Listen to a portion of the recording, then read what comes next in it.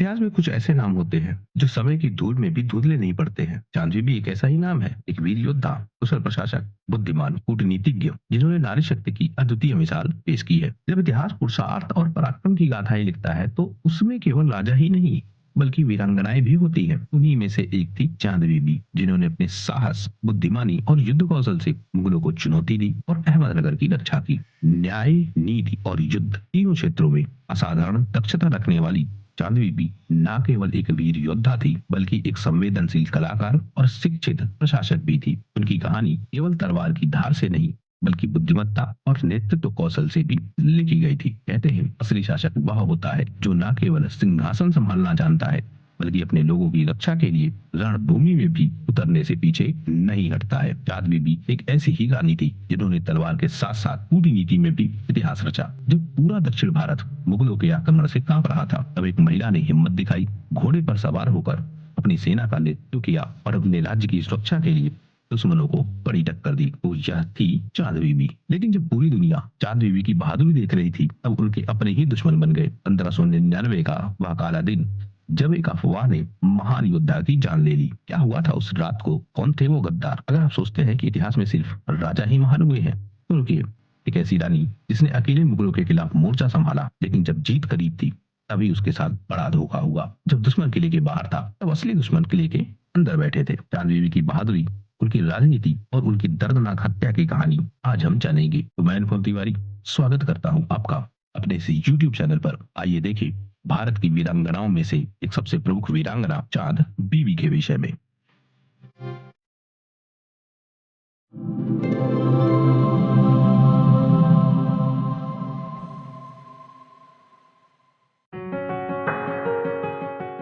चांद बीबी का जन्म 1550 ईस्वी में अहमदनगर सल्तनत के शासक हुसैन निजाम शाह प्रथम और उनकी पत्नी खुजा हमीदा सुल्तान के घर में हुआ था। उनका पूरा नाम सईदा चांद बीबी था। वे दक्षिण भारत की निजाम शाही वंश से संबंधित थी। बचपन में मिली शिक्षा और अनुभव ही भविष्य में व्यक्तित्व का निर्माण करते हैं और चांद बीबी इसका सटीक उदाहरण है। चांद बीबी का बचपन अहमदनगर के शाही दरबार में बीता। चूंकि वह एक राजकुमारी थी इसलिए उन्हें बचपन से ही शाही संस्कार और प्रशासनिक ज्ञान दिया जाने लगा।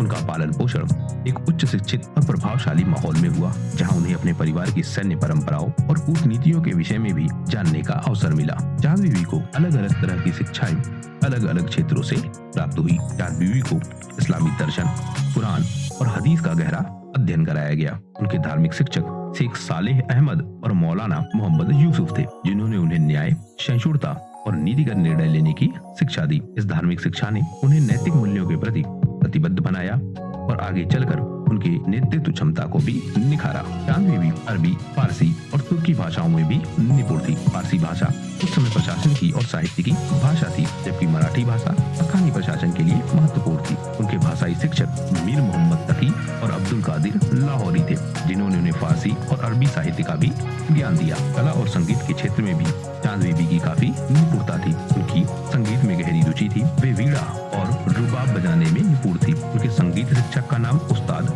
हसन शेख था। संगीत और कला में उनकी रुचि ने उन्हें संवेदनशील और संतुलित व्यक्तित्व प्रदान किया। राजनीति और प्रशासनिक शिक्षा में भी चांद बीबी काफी निपुण थी। क्योंकि वह एक शासक परिवार से थी इसलिए उन्हें बचपन से ही राजनीति और प्रशासन की गहरी शिक्षा दी गई। अहमदनगर के प्रधानमंत्री मिरान मुस्तफा उनके राजनीतिक मार्गदर्शक थे। उन्होंने चांद बीबी को शासन की नीतियों, कर प्रणाली, सेना प्रबंधन और कूटनीतियों की शिक्षा दी। इसके साथ ही चांद बीबी का सैन्य और युद्ध कौशल भी निखारा गया। चांद बीबी को तलवारबाजी, तीरंदाजी, घुड़सवारी और युद्ध नीति में भी विशेष प्रशिक्षण दिया गया। उनके सैन्य प्रशिक्षणों में मलिक अंबर, ख्वाजा अली शाह और रुस्तम खान प्रमुख थे। इन शिक्षकों ने उन्हें युद्ध के मैदान में दृढ़ता और चतुराई से लड़ने की कला सिखाई। इस तरह चांद बीबी का जो बचपन है वह बहुत शानदार था, जिसकी वजह से उन्हें ऐसा माहौल मिला या उनकी परवरिश इस प्रकार से हुई जिसने उनका व्यक्तित्व निखारने का काम किया। लेकिन अगर चांद बीबी की कहानी को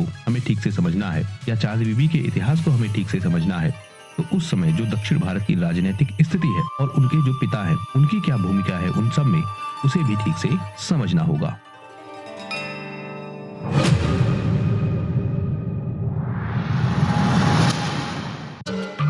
1550 में चांद बीबी का जन्म हुआ था।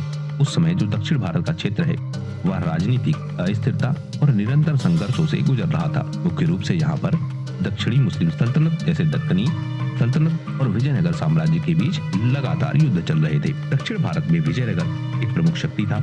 यह हिंदू राज्य था और बहमनी सल्तनत के विघटन के बाद मुस्लिम सल्तनत से लगातार संघर्ष कर रहा था। वहीं जो दक्कन का क्षेत्र है वहाँ 5 सल्तनत विकसित हुई थी। बहमनी साम्राज्य का पतन हुआ। अहमदनगर में निजाम शाही की स्थापना हुई। बीजापुर में आदिल शाही की स्थापना हुई। गोलकुंडा में कुतुब शाही की स्थापना हुई। इसी तरह से बरार और बीदर में भी अलग अलग सल्तनतें स्थापित हुई। इन सब के अलावा जो उत्तर भारत का क्षेत्र है वहाँ पर मुगल साम्राज्य भी अपनी सीमाएं बढ़ा रहा था। तो कई तरफ से खतरे थे, आंतरिक संघर्ष था, बाह्य आक्रमण का भी डर था। कुल मिलाकर हम देख पाते हैं दक्कन में जो सल्तनतें हैं वह आपस में लड़ रही हैं। विजयनगर साम्राज्य अपने क्षेत्र का विस्तार कर रहा है तो उस कारण वहां से भी युद्ध हो रहा है और जो मुगल शक्ति है वह भी धीरे धीरे दक्षिण की ओर बढ़ने का प्रयास कर रही है।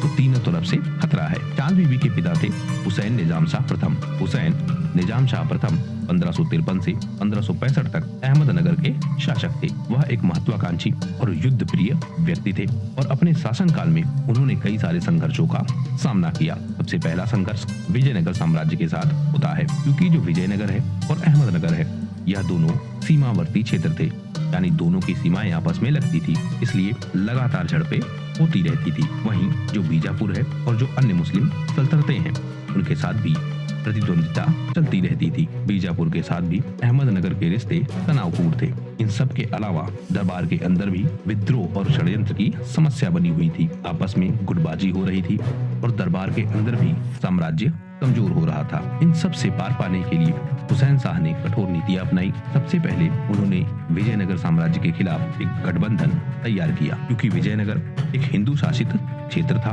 तो जो मुस्लिम शासित क्षेत्र है जैसे बीजापुर, गोलकुंडा, बरार और बीदर, इन सब को आपस में मिलाया गया और 1565 के तालीकोटा युद्ध में, इसे राक्षस ताड़ंगड़ी का युद्ध भी कहते हैं, विजयनगर के खिलाफ संघर्ष प्रारंभ हुआ। विजयनगर इस युद्ध में पराजित हुआ और दक्षिण भारत में एक बहुत बड़ा परिवर्तन प्रारंभ हो गया। इस तरह से अहमदनगर ने हुसैन निजाम शाह के शासनकाल के दौरान अपने राज्य की सीमाओं का विस्तार किया, अपने किलों को मजबूत किया और अहमदनगर की सुरक्षा को सुनिश्चित किया। इसके साथ साथ हम यह भी देखते हैं कि भले ही वह एक मुस्लिम शासक थे, लेकिन उन्होंने हिंदुओं और मुसलमानों दोनों को प्रशासन में शामिल किया। इन सब के अलावा एक सबसे बड़ा परिवर्तन यह हो रहा था कि जो मराठा सरदार है वह भी महत्वपूर्ण पदों पर नियुक्त हो रहे थे, यानी मराठा शक्ति भी अहमदनगर के अंतर्गत विकसित हो रही थी। इन सब के अलावा जो मुगलों का खतरा था, उस खतरे से निपटने के लिए इन्होंने यह तय किया कि वह कभी भी सीधा टकराव नहीं करेंगे मुगल साम्राज्य से। तो अहमदनगर को एक सुरक्षित सल्तनत के रूप में बनाए रखने का पूरा प्रयास हुसैन निजाम शाह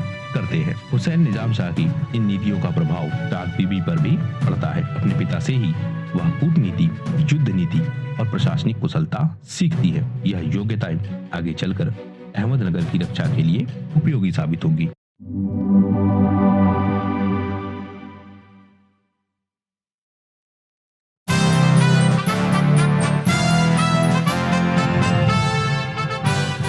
चांद बीबी जब 14 साल की हुई तो 1564 में चांद बीबी का विवाह करवाया गया।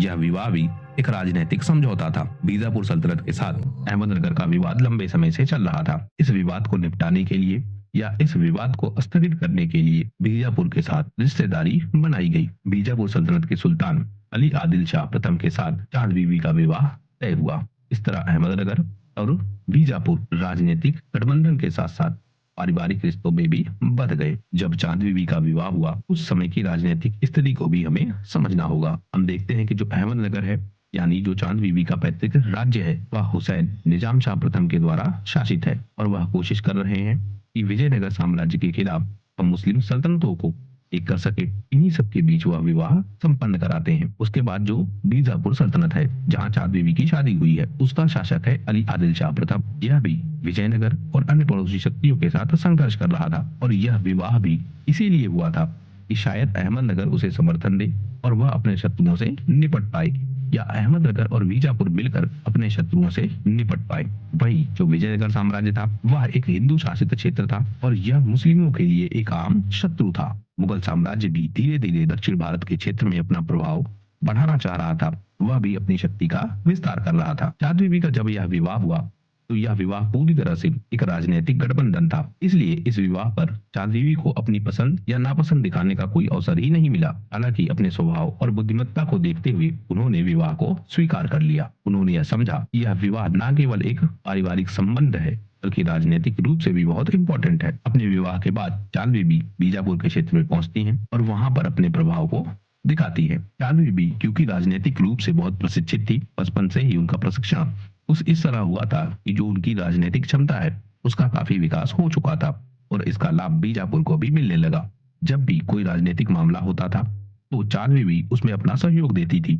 वह अपने विचारों के माध्यम से बीजापुर की जो राजनीतिक व्यवस्था है उसको एक दिशा देती थी। क्योंकि वह फारसी, अरबी और तुर्की और इसके साथ साथ मराठी भाषाओं में भी निपुण थी, इसलिए प्रशासनिक और कूटनीतिक वार्ताओं में भी वह भाग लेती थी। इसके अलावा उन्होंने बीजापुर के क्षेत्र में महिलाओं की स्थिति सुधारने, कला और संस्कृति को प्रोत्साहित करने का भी खुद प्रयास किया। इन सब के साथ साथ क्योंकि वह एक योद्धा परिवार से आई थी, इसलिए उन्होंने अपने पति की सेना को मजबूत करने में भी काफी योगदान दिया। यानी बीजापुर का जो विकास है उस विकास में चांद बीबी ने काफी अहम रोल अदा किया। लेकिन परिस्थिति में परिवर्तन हुआ। 1580 का समय था और जो अली आदिल शाह है उनकी मृत्यु हो गई। अली आदिल शाह और चांद बीबी की कोई अपनी संतान नहीं थी, इसलिए इनके सौतेले पुत्र इब्राहिम आदिल शाह द्वितीय को सुल्तान चुना गया। यानी अली आदिल शाह का उत्तराधिकारी इब्राहिम आदिल शाह द्वितीय को चुना गया। लेकिन उनकी उम्र उस समय केवल 9 वर्ष थी। इस कारण से जो बीजापुर की सत्ता है उनमें कई सारे गुटों के बीच संघर्ष प्रारंभ हो गया। लेकिन इन सब के बीच जो सबसे बड़ा नुकसान हुआ वह यह हुआ कि चांद बीबी को प्रशासनिक व्यवस्था से बाहर कर दिया गया। अली आदिल शाह की जो अन्य पत्नियां हैं वह यह मान रही थी क्योंकि इनके पास ना तो उत्तराधिकारी है, इनकी अपनी कोई संतान नहीं थी, दूसरा जो इनकी क्षमता है वह उनके बीच भय का कारण बन चुकी थी। अंततः दरबार में इतने षड्यंत्र हुए कि चांद बीबी को मजबूरन बीजापुर छोड़ना पड़ा। चांद बीबी बीजापुर छोड़कर अपने मायके अहमदनगर लौट आई।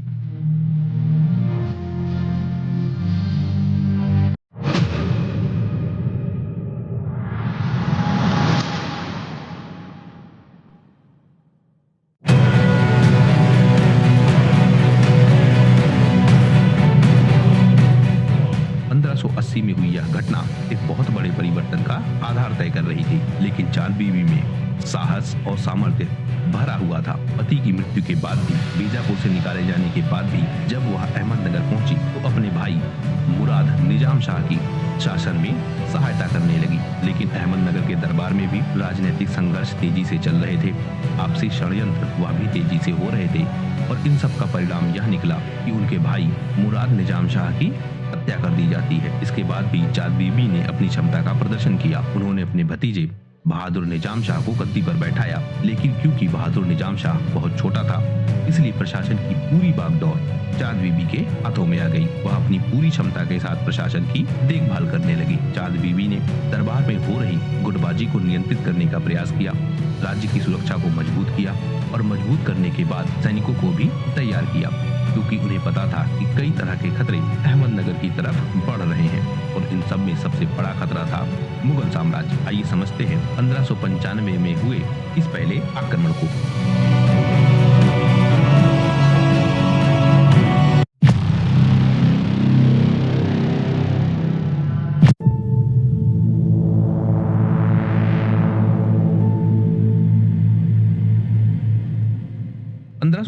में मुगल सम्राट अकबर ने दक्षिण भारत की सल्तनतों जिनमें अहमदनगर, बीजापुर और गोलकुंडा शामिल थे, इन्हें अपने अधीन करने की योजना बनाई। अहमदनगर में उस समय सुल्तान बुरहान निजाम शाह का शासन था, लेकिन बुरहान निजाम शाह वह काफी कम उम्र के थे और अकबर को यह लगने लगा कि यह शासन यानी अहमदनगर बिना सुल्तान के है या उसका जो सुल्तान है वह इतना कमजोर है कि अपने क्षेत्र की सुरक्षा नहीं कर सकता है। इसलिए 1595 में अकबर ने अपने सेनापति खाने खाना अब्दुल रहीम को अहमदनगर पर हमला करने के लिए भेज दिया। मुगल सेना ने अहमदनगर के किले को घेर लिया। भारी आक्रमण शुरू हुआ। अहमदनगर की सेना कमजोर थी, लेकिन चांद बीबी ने हिम्मत नहीं हारी और स्वयं युद्ध का नेतृत्व किया। उन्होंने अपनी तोपखाने और घुड़सवार सेना को रणनीतिक रूप से तैयार किया और इस तरह से उनकी तैनाती की मुगल सेना कमजोर पड़ गई।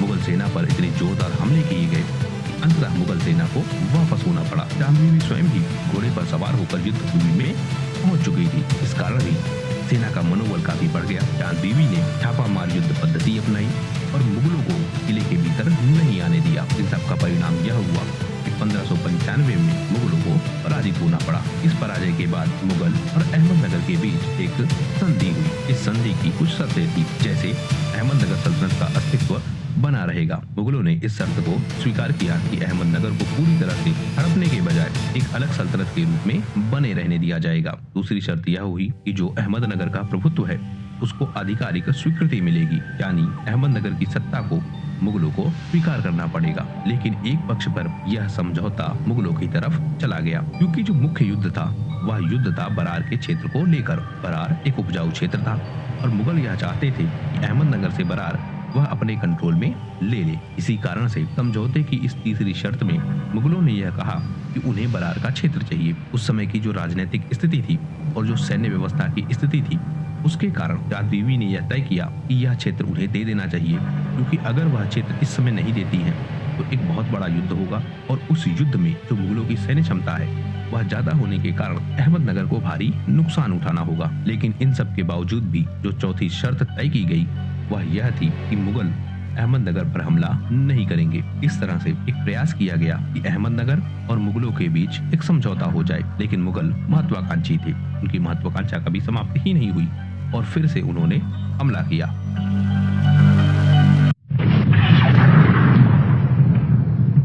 1599 में मुगलों द्वारा दूसरा हमला किया गया। दरअसल पहले युद्ध के बाद भी भले ही संधि हुई थी, लेकिन अकबर ने अहमदनगर को जीतने का इरादा कभी नहीं छोड़ा था। 1599 में अकबर ने अपने पुत्र दानियाल मिर्जा और सेनापति खाने काना को फिर से अहमदनगर पर आक्रमण करने के लिए भेज दिया। इस बार मुगलों की सैन्य शक्ति ज्यादा थी, क्योंकि पिछली बार उन्होंने युद्ध में हार का सामना किया था, तो इस बार उन्होंने अपनी सैन्य शक्ति को ज्यादा मजबूत किया था। इस बार अहमदनगर को घेरा गया। 1599 में अहमदनगर किले के चारों तरफ घेरा डाल दिया गया। चांद बीवी ने फिर से मोर्चा संभाला। सैनिकों को लेकर वह युद्ध के मैदान के लिए तैयार हो गई, लेकिन इस बार गद्दारी हुई। गद्दारी कैसी? अहमदनगर के जो सरदार हैं उन्होंने ही चांद बीबी से गद्दारी कर दी। बहुत सारे सरदार जाकर मुगलों से मिल गए। युद्ध के मैदान में चांद बीबी लड़ती रही, मुगलों से लोहा लेती रही और हर संभव प्रयास करती रही जिससे अहमदनगर सुरक्षित हो सके। दरअसल इस बार अकबर का लक्ष्य अहमदनगर का किला था, यानी अहमदनगर को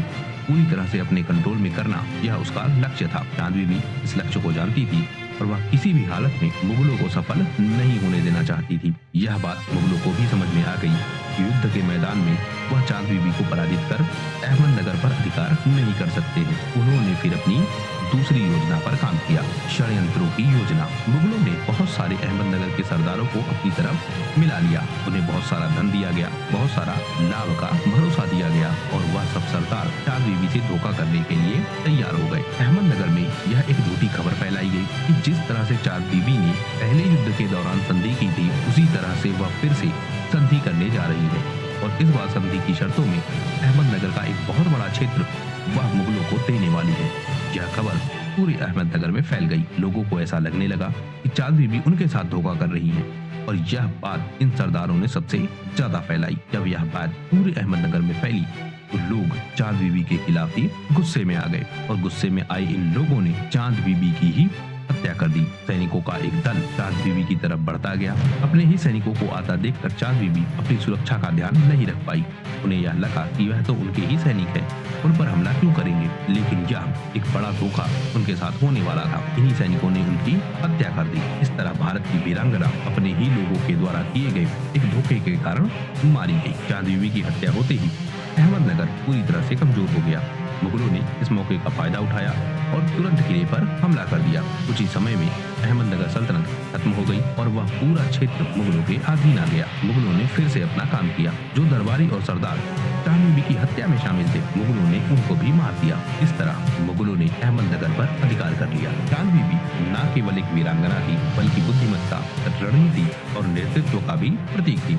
उन्होंने अपनी सूझबूझ और साहस से अहमदनगर की रक्षा की और अंत तक अपने राज्य के लिए संघर्ष करती रही। उनकी शहादत भले ही एक दुखद अंत थी, लेकिन उनकी वीरता और बलिदान इतिहास के पन्नों में अमर है। चांद बीबी की कहानी हमें सिखाती है कि सच्चे नेता केवल सत्ता के लिए नहीं, बल्कि अपने लोगों और मातृभूमि की रक्षा के लिए लड़ते हैं। उनका नाम हमेशा नारी शक्ति और राष्ट्रभक्ति का प्रेरणा स्रोत बना रहेगा। तो यह थी कहानी चांद बीबी की, अहमदनगर की वह वीरांगना जिन्होंने लंबे समय तक मुगलों के सामने लोहा लिया। अकबर की सेना उनसे भयभीत होती थी, लेकिन अंततः अपने ही लोगों की गद्दारी द्वारा भारत की यह वीरांगना मारी जाती है और अहमदनगर सल्तनत ही समाप्त हो जाती है। इस वीडियो में फिलहाल सिर्फ इतना ही। वीडियो यदि पसंद आया हो तो प्लीज शेयर कीजिए अपने दोस्तों के साथ, सब्सक्राइब कीजिए इस चैनल को। आपका हमसे जुड़ने